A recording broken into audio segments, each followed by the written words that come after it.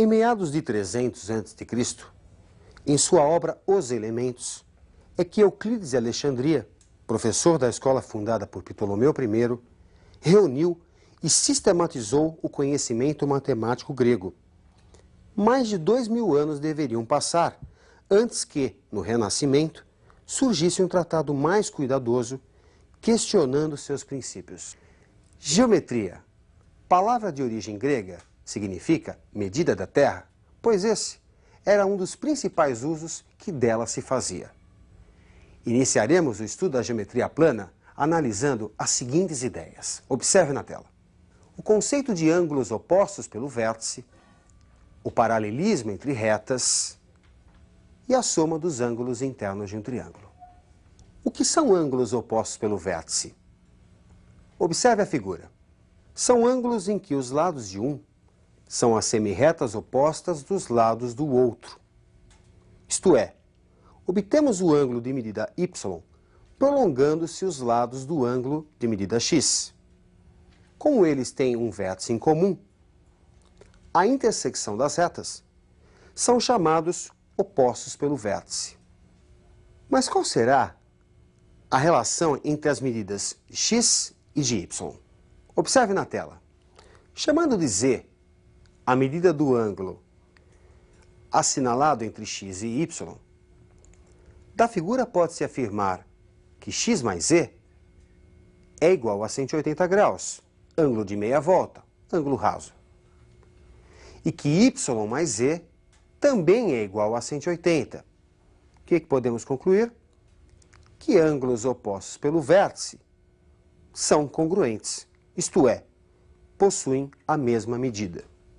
Observando os trilhos de um trem, como verificar se estão alinhados? Dados duas retas, como verificar se são paralelas? Vejamos a definição do paralelismo entre retas. Observe na tela. R é paralela a S, se forma com uma transversal ângulos correspondentes congruentes. É o caso do par de medidas x e y, ângulos correspondentes, e são congruentes. Como vimos anteriormente, a medida do ângulo z, indicado na figura, por ser oposto pelo vértice ao ângulo de medida y, também é congruente a este ângulo. Analisando o fato de que x é igual a y e de que z é igual a y, podemos concluir que x é igual a z. E este par é um par de alternos internos. Esse par de ângulos x e z, um à direita e o outro à esquerda da transversal, e que estão entre as retas paralelas, entre R e entre S, são chamados de par alternos internos. Será que é possível obtermos a soma dos ângulos internos sem conhecer seus valores individuais? Observe a figura.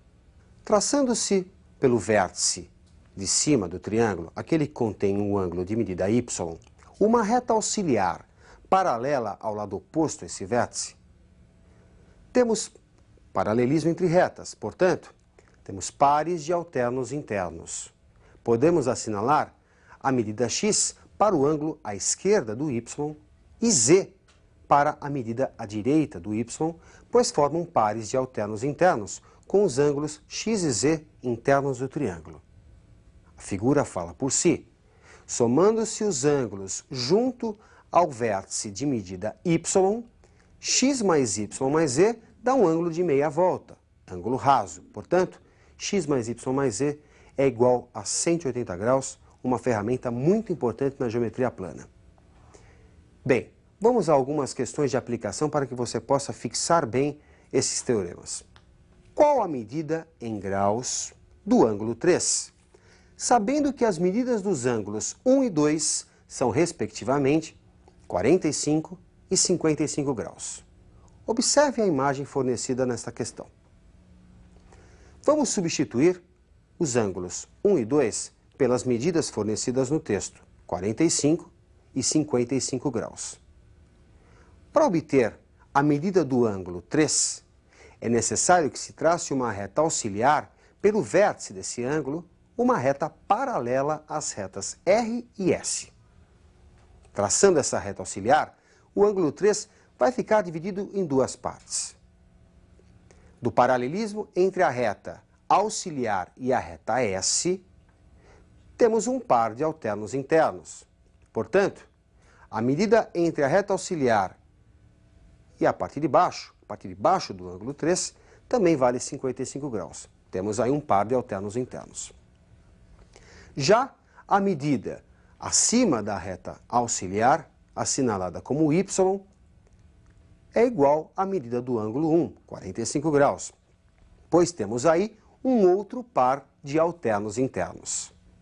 Portanto, x igual a 55 e y igual a 45, o que resulta para o ângulo 3 a medida 55 mais 45, 100 graus. Vamos a mais um exercício de aplicação. Observe na tela o segundo exercício. Na figura, R e S são paralelas.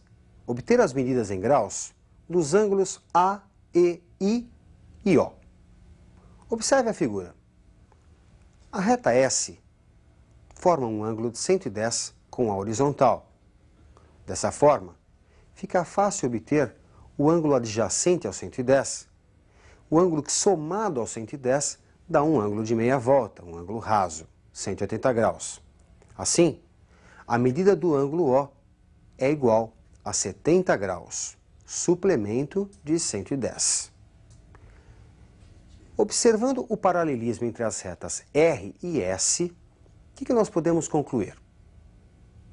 Relembrando da matéria, são paralelas retas que formam com uma transversal ângulos correspondentes congruentes. Portanto, o ângulo A forma com 70 graus um par de ângulos correspondentes. Assim, a medida do ângulo A também é 70 graus, pois pares de ângulos correspondentes são congruentes, possuem a mesma medida. Vamos observar agora o paralelismo entre as retas R e S. E aquele ângulo de medida 30? Ele tem uma relação com o ângulo de medida E. Eles formam um par de alternos internos. Sempre que você tem paralelismo, você tem pares de alternos internos. Portanto, o ângulo E tem a mesma medida do 30, pois pares de ângulos alternos internos são ângulos congruentes, ângulos de mesma medida. Para finalizar, vamos calcular a medida do ângulo I. Tem duas formas de você obter essa medida. A mais interessante é somando os ângulos internos de um triângulo. O triângulo que você vê na tela, que tem ângulos de 30, 70 e o I. Somando o I com 30 com 70, deve dar 180. Portanto, se você já tem 30 e 70 100 graus, o I só pode valer 80 graus. Ok? Portanto, A vale 70 graus, E vale 30 graus, I vale 80 e o ângulo O vale 70 graus. Ok? Faremos agora um último exercício de aplicação, que vai reunir os dois conceitos vistos hoje, tanto o de paralelismo como o da soma dos ângulos internos de um triângulo. Vamos ao exercício. As retas R e S são paralelas. Obter o ângulo de medida x. Como você pode perceber, temos um triângulo retângulo, onde x é um de seus ângulos internos. Que bom seria se tivéssemos a outra medida. Vamos chamá-la de y. A soma de x com y com 90 graus deve ser igual a 180 graus. Essa medida do ângulo y deve sair da informação dada, que é o paralelismo entre as retas R e S. Observando o ângulo de 140 graus, podemos assinalar o seu adjacente, 180 menos 140, 40 graus.